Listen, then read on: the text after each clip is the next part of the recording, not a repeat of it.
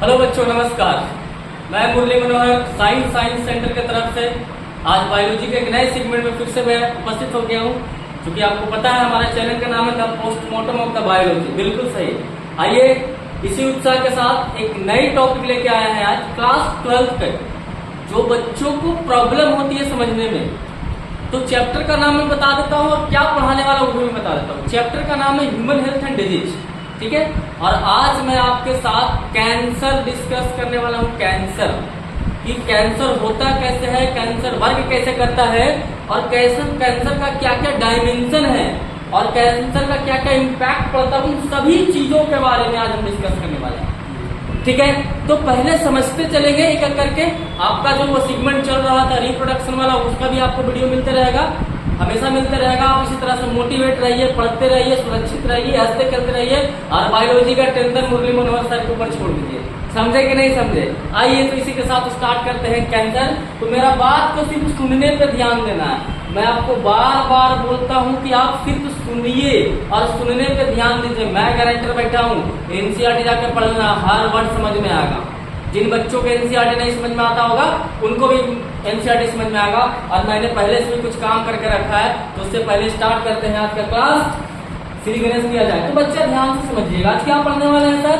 तो हम लोग आज पढ़ने वाले हैं बच्चा जिसका नाम है कैंसर। देखिएगा, ये कैंसर है क्या? पहला बात तो यही होता है। तो सर कैंसर एक रोग है। कैंसर क्या है?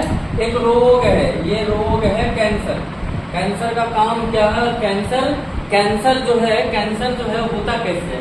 तो मेरा बात को ध्यान से समझिएगा। कहता है कि uncontrolled division of the cell. इसका डेफिनेशन है सिंपल सा। क्या कहता है? Uncontrolled division of the cell, मतलब uncontrolled division of the cell,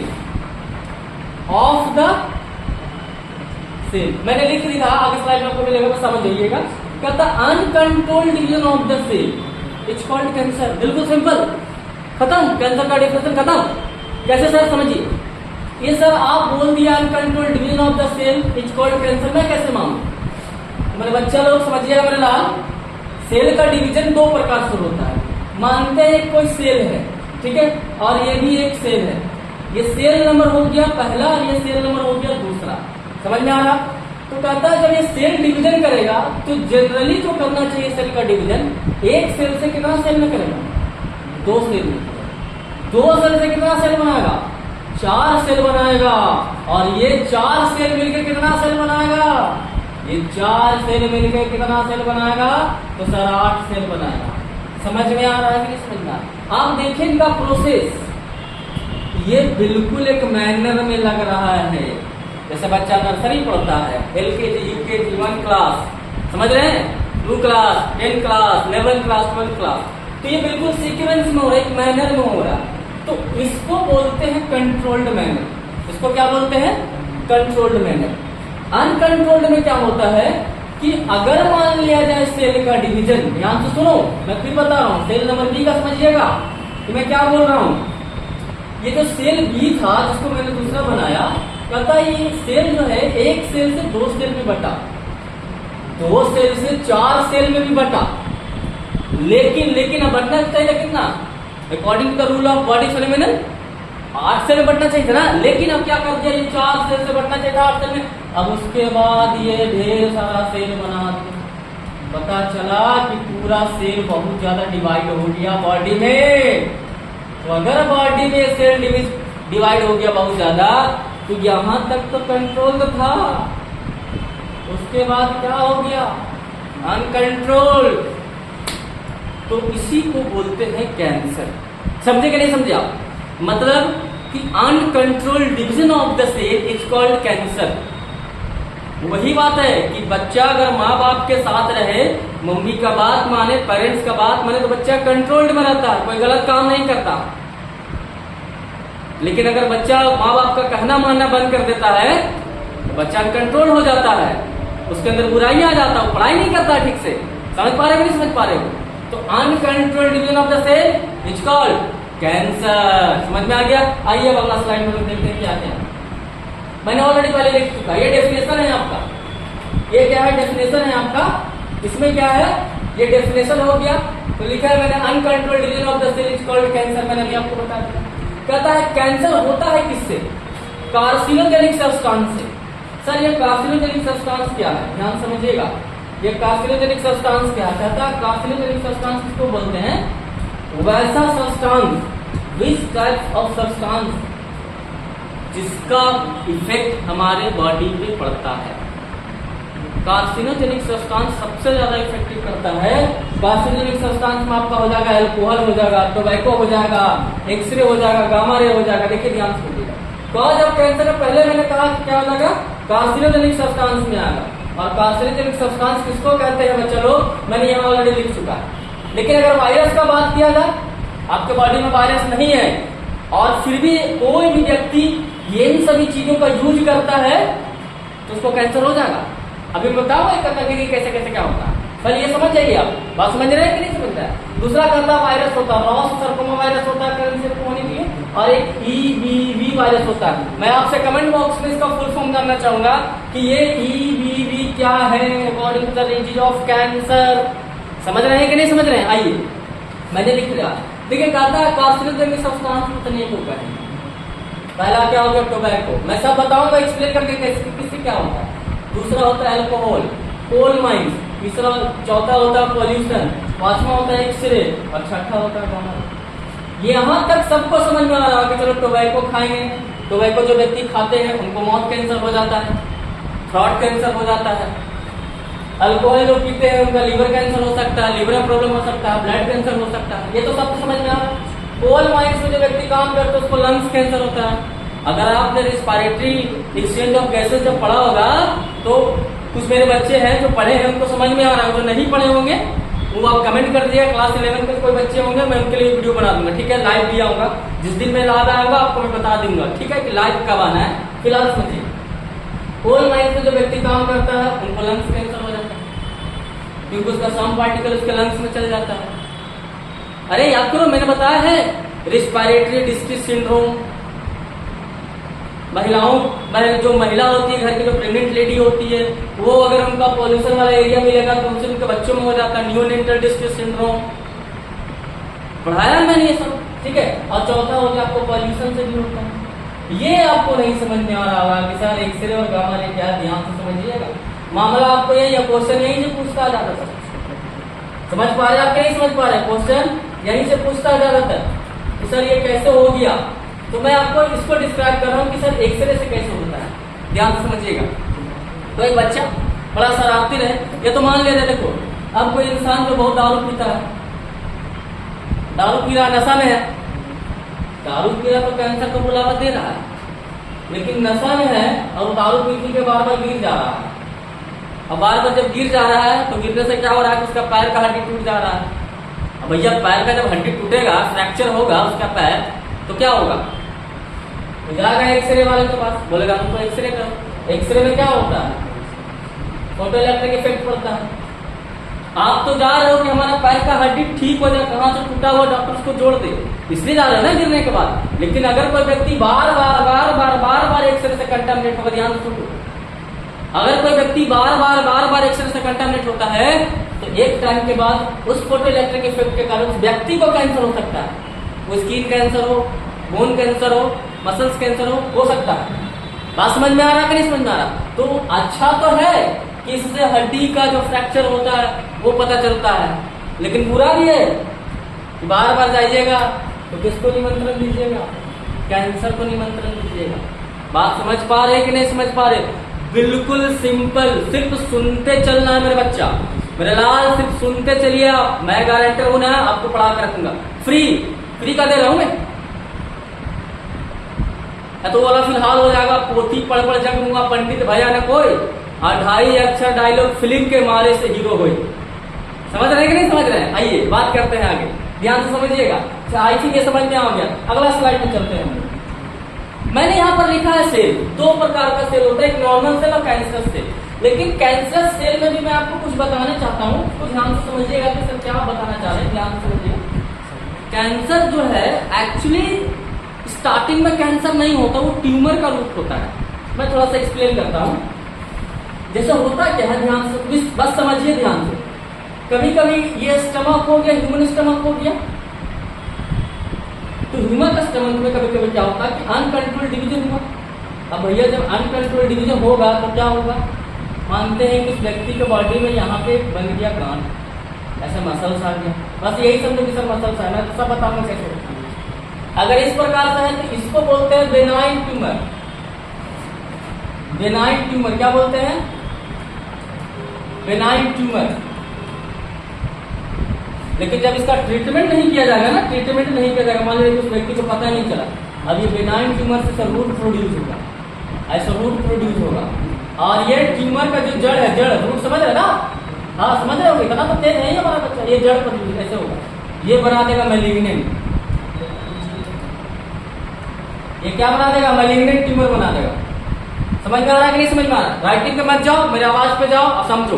मैं पीडीएफ वगैरह जब चाहेगा तुम बिल्कुल मिल जाएगा, पहले आप समझिए और एनसीईआरटी बुक पढ़ते चलिए, खोल के पढ़िए, समझ में आएगा, गारंटी है। तो ये हो गया मैलिग्नेंट। एक और इसका भाई होता है सौतेला, मेटास्टैटिक्स। तीसरा मेटास्टैटिक्स, ये क्या है सर, ध्यान से समझिएगा। अगर मान लिया जाए कि किसी व्यक्ति का पर्टिकुलर जगह पे हुआ है और इनिशियल फेज, ये इनिशियल फेज का स्टार्टिंग का है, तो डॉक्टर क्या करेगा, जनरली यहाँ से उसको मांस पे काटेगा, इस ट्यूमर को बाहर निकालेगा, इसको तोड़ देगा। एम आई राइट?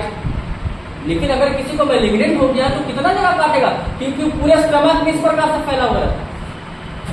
तब कहता है कि उस कंडीशन में डॉक्टर पूरा पेट को काट के निकाल देता है बाहर और एक सिंथेटिक पाइप से डायरेक्ट ऐसे तोड़ देता है। इसके आगे का कहानी मैं भी नहीं बताने वाला हूँ, वो नॉर्मल सेल और कैंसर सेल आया था, इसलिए मैं आपको बता रहा हूँ। इसके आगे का कहानी क्लास 11th में पढ़ना है, डाइजेशन ऑब्जर्वेशन वाले चैप्टर में पढ़ना है, बस अभी आप समझिएगा, ऐसे जोड़ देता है। लेकिन अगर मान लीजिए कि उसको इलाज ना करवाया गया, बेनाइन ट्यूमर से मैलिग्नेंट में कन्वर्ट हुआ, मैलिग्नेंट में कोई ट्रीटमेंट नहीं करवा पाया ठीक से, तो हो जाता है मेटास्टैटिक्स। और मेटास्टैटिक्स एक ऐसा कंडीशन होता है जिस कंडीशन में ये ऑर्गन तो डैमेज है, अभी तक सिर्फ स्टमक डैमेज था, लेकिन बाद में पता है बाद में क्या होगा, स्टमक से ये वायरस, ये ट्यूमर का सेल निकलकर लीवर में पहुंच जाएगा, उसको डैमेज कर देगा, किडनी में पहुंच जाएगा, उसको डैमेज कर देगा। मेटास्टैटिक्स का मतलब it migrate to the other organ and destroy them. समझ में आ रहा है इसमें हमारा, ये माइग्रेट होगा और दूसरे ऑर्गन को भी क्या कर देगा, डिस्ट्रॉय कर देगा।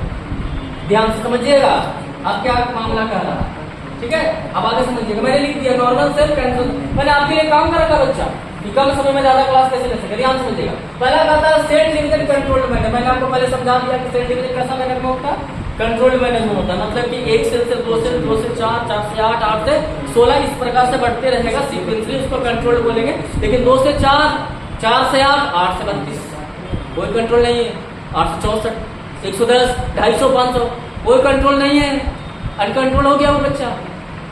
पापा बोल रहे 7 बजे घर आओ, बेटा 11 बजे रात में आ रहा, अनकंट्रोल है, गड़बड़ करेगा कुछ। समझ रहे हो कि नहीं समझ रहे हो, गड़बड़ नहीं करना, पढ़ना।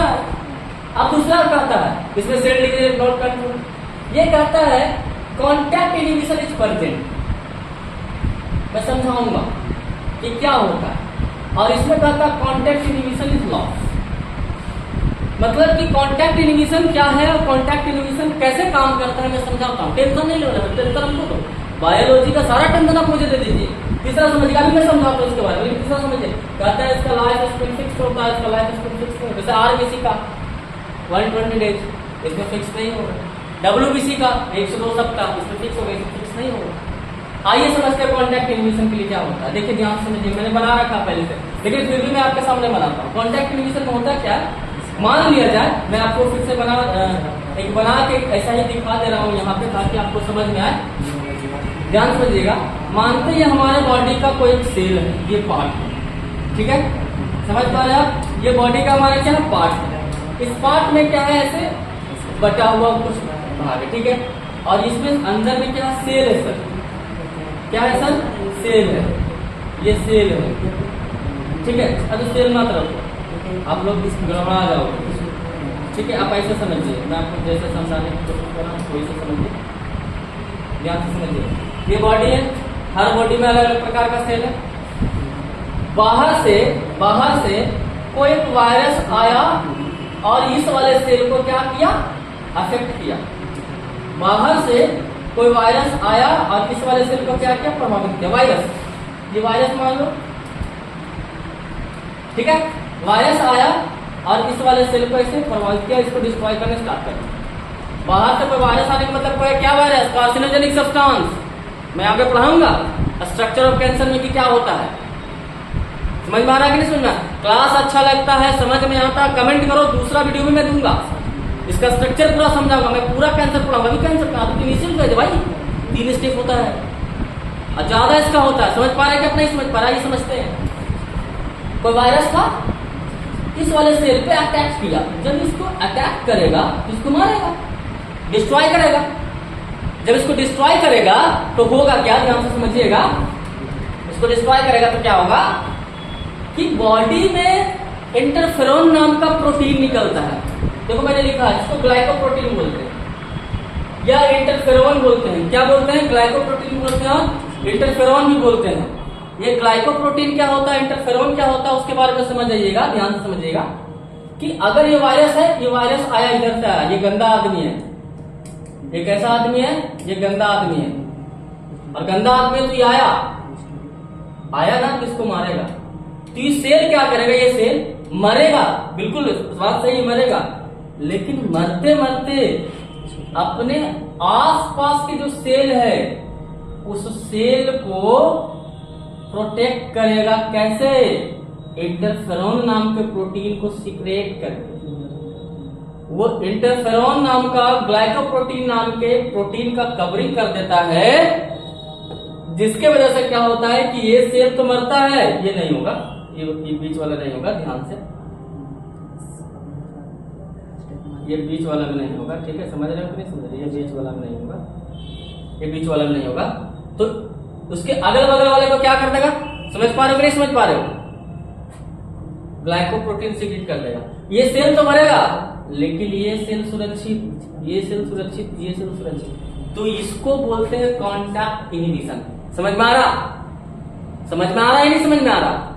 हाँ, मतलब कि अगर कोई बाहर से वायरस या बैक्टीरिया आया और सेल को मारा तो सेल तो मरेगा, लेकिन मरते मरते क्या करेगा, अपने आसपास जो सेल है, ये भी एक सेल, ये भी एक सेल है, ये भी एक सेल है, इसके पास ग्लाइकोप्रोटीन और इंटरफेरोन्स नाम का प्रोटीन सीक्रेट कर देगा, जिसकी वजह से बगल वाला सेल क्या रहेगा, सुरक्षित रहेगा। सोचो हमारे बॉडी का एक सेल भी मरते मरते दूसरों को जान बचा के जा रहा है। हमें भी क्या करना चाहिए, दूसरों को हेल्प करना चाहिए, गंदगी नहीं पालनी चाहिए, ठीक है? बात समझ में आ रहा है कि समझ में आ रहा है? इसको हम लोग बोलते हैं कॉन्टैक्ट इनहिबिशन, और ये बगल वाला सेल क्या हो जाएगा, सुरक्षित हो जाएगा। आज का क्लास में हम इतना ही छोड़ रहे हैं। अगले जो क्लास हम लोग पढ़ेंगे उस क्लास का नाम होगा स्ट्रक्चर ऑफ, अभी मैं बता देता हूं, structure of cancerous cell. Cancerous cell. अगर ये क्लास आपको अच्छा लगता है, लाइक करो, कमेंट करो, शेयर करो, और अगर आप हमसे फिजिकली रूप से पढ़ना चाहते हैं तो साइंस सेंटर में आप आ सकते हैं, कांटेक्ट कर सकते हैं। मेरा नाम मुरली मनोहर, फिर से बता देता हूं, मुरली मनोहर। चैलेंज का नाम the postmortem of the biology. जैसे डेथ बॉडी का पोस्टमार्टम करके पता लगाया जाता है कि क्या कारण से ये मरा है, उसी प्रकार से मैं एक एक टॉपिक को ऐसा पोस्टमार्टम करूंगा बायोलॉजी में कि आपका पूरा रोग पता चल जाएगा कि समझ में काहे नहीं आ। बिल्कुल, आप नीट करना चाहते करो, बिहार बोर्ड का एग्जाम देना चाहते हो, किसी भी एग्जाम को देना चाहते हैं आप दीजिए, ये बहुत हेल्पफुल है। सिर्फ सुनिए, एक बार नहीं समझ में आए बार बार सुनिए, प्रॉब्लम रहे कमेंट बॉक्स में कमेंट कीजिए। तब तक के लिए नमस्कार, जय हिंद, जय भारत, सुरक्षित रहिए, हंसते रहिए और मुस्कुराते रहिए।